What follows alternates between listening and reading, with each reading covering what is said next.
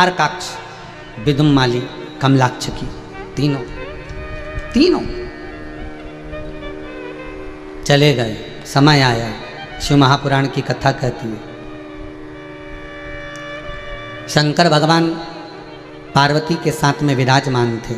माँ जगत जननी जगदम्बा आद्य शक्ति माँ दुर्गा बैठी हुई। तभी उसी समय पर एक विदल और उत्पल नाम के असुर आए, शंकर भगवान ने उनको मार गिराया। माँ जगत जननी ने कुंदुक का प्रहार करा, शिव जी का नाम कुंदकेश्वर पड़ा। कुंदकेश्वर एक चरित्र आया, मंथन के समय पर सबसे पहले 5 गाय निकली थीं, नंदा, सुभद्रा, सुरभि, सुशीला, बहुला। ये समुद्र मंथन के समय पर 5 गाय निकली थी। इन गौ माता को निकालने का कारण केवल इतना था कि इसके बाद में जब विष निकलेगा और विष जो पिएगा उसका कंठ जलेगा, कंठ की जलन को अगर कोई समाप्त कर सकता है तो गाय का दूध कर सकता है, उसके सिवाय कोई समाप्त नहीं हो सकता।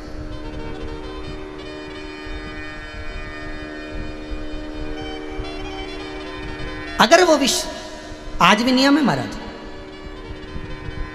गौ माता कटोरी में लेकर जो शंकर भगवान के शिवलिंग पर जाकर ओम का स्मरण कर देता है, उसके हृदय को शांति की अनुभूति होती है। कितना भी डिप्रेशन चल रहा हो वो समाप्त होता है।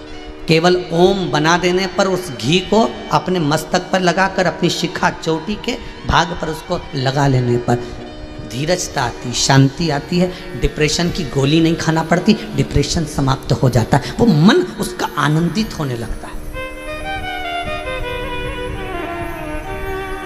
गाय का घी,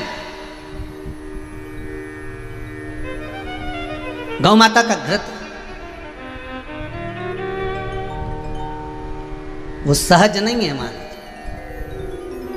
क्यों प्रकट करा कि जब कंठ जलेगा तो उसकी जलन को रोकने के लिए गौ माता का दूध। इसलिए शंकर जी का स्नान, शंकर जी का अभिषेक गाय के दूध से होता है। अब तो सारे देवी देवताओं का अभिषेक होने लगा है, सारे देवताओं का। पहले जो प्रमाण था, जो पहले प्रमाणिकता थी, तो उस प्रमाणिकता के अंतर्गत एक गाय के दूध का अभिषेक या पंचामृत अभिषेक शंकर भगवान का होता था, दूसरा शालिग्राम भगवान का होता था। अब बहुत सभी देवी देवता का होने लगा जगह जगह। आजकल तो शनि महाराज के मंदिर में शनि महाराज का भी होता है पंचामृत स्नान, राहु महाराज का, केतु महाराज का भी कर देते हैं। नवग्रह मंदिर में नवग्रह देवताओं का भी पंचामृत स्नान करते। तो अब तो सबका होने लगा, पर पहले जो नियम था, शंकर भगवान पर पंचामृत का स्नान, 5 चीजें समर्पित की जाती थी। जल धैर्यता के लिए, दूध अंदर आए हुए कपट को समाप्त करने के लिए, दही बीमारी को समाप्त करने के लिए, शहद घर में सुख समृद्धि के लिए, घी घर में आनंद की अनुभूति के लिए, मिष्ठान, शक्कर, गुड़ आदि पदार्थ वंश की वृद्धि के ये दिए जाते थे, भगवान को प्रदान किए जाते थे, उनका अभिषेक किया जाता।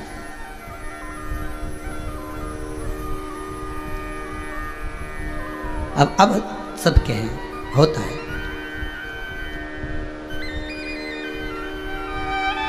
जैसे 56 भोग केवल गोवर्धन नाथ जी को, शिवनाथ जी को लगते थे।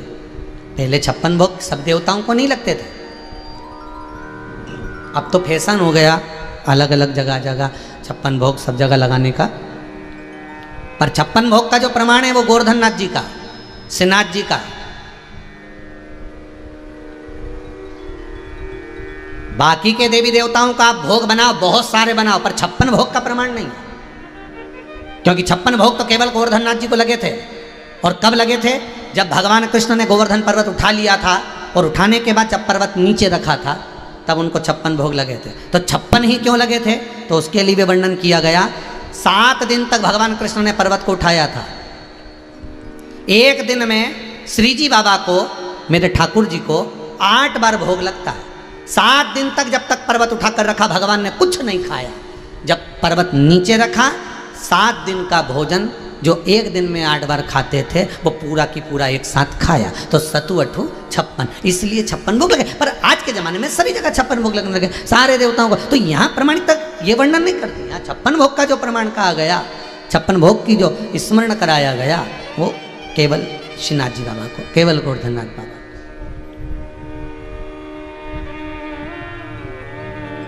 अब जगह जगह लगने लगे। अब आजकल तो एक जगह पर हमने पढ़ा था भेरू जी को 56 भोग लगेंगे, तो हमने कहा ठीक है। फिर कहीं पढ़ा कि शनि महाराज के भी लगेंगे, तो ठीक है। फिर कहीं कहीं पढ़ा कि उनको भी, तो ये आपकी मन की बात है, आप जिसको जिमाना चाहो जिमाओ, परंतु जो प्रमाण है। फिर दूसरा वर्णन करा कि माता जानकी ने हनुमान जी को जिमाया था, तो बाबा हनुमान जी महाराज को भी जिमा सकते। हनुमान जी का स्वरूप है शंकर, तो शंकर को 56 भोग की जरूरत नहीं पड़ती। शिव जी कहते हैं जब आपने स्वयं राम नाम ले लिया, स्वयं कृष्ण नाम ले लिया, स्वयं भगवत स्मरण कर लिया, स्वयं नाम जाप में आप डूब गए, तो शिव कथा कहती है, भगवान कहते हैं वही मेरा आधार है, वही मेरा हार है, वही मेरा आधार। फिर मुझे कुछ नहीं।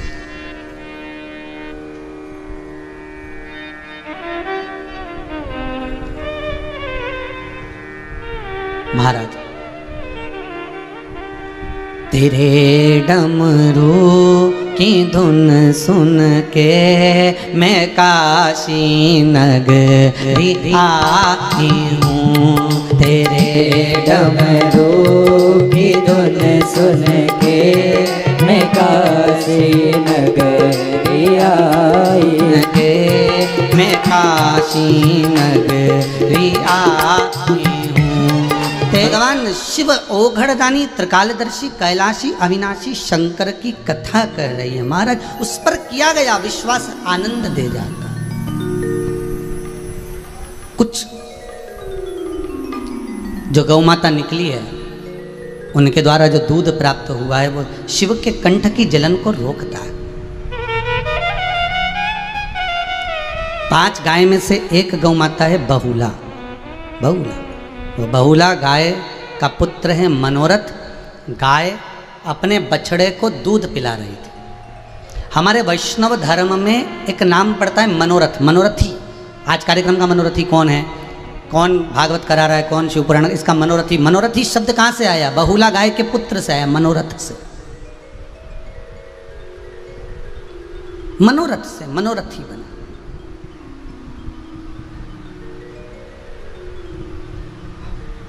मनोरथ का मतलब होता है जो मन का रथी हो, जो मन की बात को जान जाए और मन के विचारों को जानने के बाद जब परमात्मा उस कार्य को सफलता दे दे, उस कार्य को आनंदित बना दे, वो मनोरथ है हमारा, वो मनोरथ है। अब मनोरथ दूध पी रहा था बहुला गाय का, उसको दूध पीते पीते उसके मुख में फेन आ गया। बछड़ा जब गाय का दूध पीता है तो मुख पर फेन आ जाता है। वो फेन हवा में उड़ा, शंकर भगवान वेट कर तब कर रहे थे, उन पर चला गया। शिव को क्रोध आ गया। शंकर भगवान को क्रोध आया और वो मारने के लिए उस बछड़े को आगे बढ़े। गाय को लगा, बहुला को लगा मेरे पुत्र को शिव मार देंगे। बहुला ने तेज श्वास खींची, शंकर को बहुला गाय निगल गई, अपने उदर में बिठा ली। क्यों कहते हैं हमारे शास्त्र की गौ माता में 33 कोटि देवता विराजमान है? यही तो हमारे शास्त्र कर है। संपूर्ण ब्रह्मांड जब हाहाकार मचा देता है, संपूर्ण ब्रह्मांड में जब त्राही त्राही मचने लगती है, संपूर्ण ब्रह्मांड में जब चारों तरफ सूखा पड़ने लगे, हाहाकार मचने लगे, तब कोई बचाने वाला नहीं होता, केवल एक गौ माता होती है जिसके अंदर 33 कोटि देवता भी जाकर बैठ जाते हैं। फिर उस गौ माता का कोई दोहन करता है, तब जाकर ये सृष्टि पूर्ण तरह से फिर संचलित हो जाती है।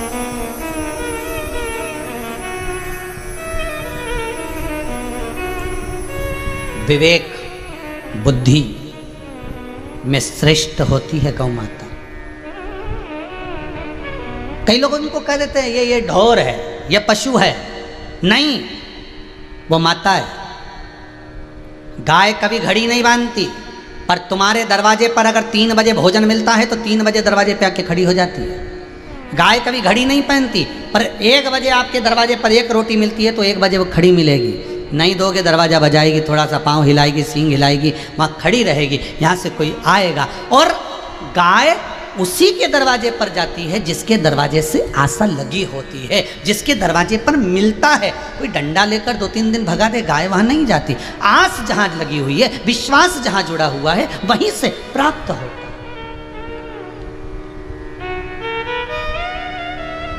दुनिया के लोगों को आस शंकर से लगा कर रखना चाहिए तो दरवाजा जरूर खुलेगा, ये विश्वास रखिए। इस शरीर को रसोई घर की बाल्टी बनाओ, बाथरूम की बाल्टी नहीं। बाथरूम की बाल्टी और रसोई घर की बाल्टी में अंतर होता है।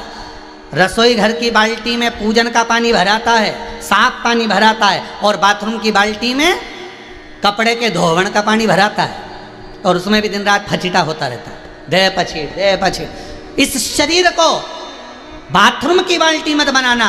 इस शरीर को, इस मन को अगर बनाना तो रसोई घर की बाल्टी बनाना, जिसमें निर्मल जल भरा रहे, जिसमें भगवान की पूजन का जल भरा रहे, जिसमें शिव महापुराण भरी रहे। इस शरीर को, इस मन को रसोई घर की बाल्टी बनाने का प्रयास करना, बाथरूम की बाल्टी नहीं जिसमें धोवण का पानी रखा रहे, 2 दिन तक पड़ा रहे, सड़ता रहे, उसी पानी में कपड़े धो दिया, उसी में से पछीट दिया, उसी में निचोड़ दिया, उसी में फिर डाल दिया, दे पछित। ऐसी अपने शरीर को, अपने मन को ऐसा मत बनाना। दिन रात धोते रहो, सुखाते रहो, धोवण का पानी पड़ा रहे, दिन भर चुगली, निंदा, कपट, बुराई, छल छेद सब भरी रहे। कौन मतलब का? काम, क्रोध, लोभ, इन तीनों में सबसे बेकार होता है लोभ। सबसे बेकार। काम से मन बिगड़ जाता है, क्रोध से बुद्धि बिगड़ जाती है, और लोभ से मृत्यु बिगड़ जाती है। काम से क्या बिगड़ा? मन। क्रोध से क्या बिगड़ा? बुद्धि। क्रोध जब आता है व्यक्ति बुद्धि चली जाती है, उसको मालूम ही नहीं पड़ता। जब गुस्सा आता है ना तो किसी को नहीं देखता, कौन मम्मी, कौन पापा, कौन भाई, कोई बंधु, कौन सखा, कौन पत्नी, कौन बच्चे, किसी को नहीं देखता। बस गुस्सा आया और बड़बड़ा चोट चिल्ला चोट कर इन सामान बिका नहीं, ये करन वो करा, बच जाए गुस्से में। क्रोध में बुद्धि बिगड़ गई, अंतिम समय, अंतिम बिंदु लोभ में बिगड़ गया। लोभ आया तो आपने अपनी परिवार को भी डुबो दिया, घर को भी डुबो दिया, जरा से लोभ के चक्कर में। इतने बढ़िया घर में 5 लाख रुपए रखे थे, इतने बढ़िया रखे थे, इतने में किसी ने कह दिया और रिश्तेदार को दे दो, उसमें कुछ क्या मिलता है भगवान, ऊपर से मिल जाएगा थोड़ा कुछ %, कुछ ब्याज। और घर में रखा हुआ वो 5 लाख रुपए उठा के उसको दे दिया। वो 5 लाख रुपए ले गया, 25 बार फोन लगा दिया, भैया दे दे भैया। पहले तो उसने 2-4-6 महीना ने ब्याज भी दिया, उसके बाद तो अब तुम मांगने जाओ तो यूंच खड़ा, तो खा के भग रहे क्या? तो दे दे नहीं दादा।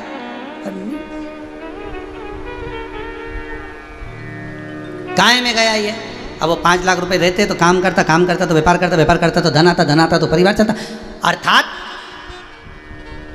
काम में मन बिगड़ गया, क्रोध में बुद्धि बिगड़ गई, और लोभ में अंतिम अवस्था बिगड़ गई, मृत्यु बिगड़ गया। फिर सुहाया ना। ये जितने असुर मरे हैं ना, ये जितने राक्षस मरे, ये काम और क्रोध में नहीं मरे, ये सब लोभ में गए। तो उठा के देख लो, वो कौरवों की पूरी परिवार चले गया वो लोभ में। एक सुई के नोक के बराबर नहीं दूंगा, एक सुई की नोक के बराबर नहीं दूंगा।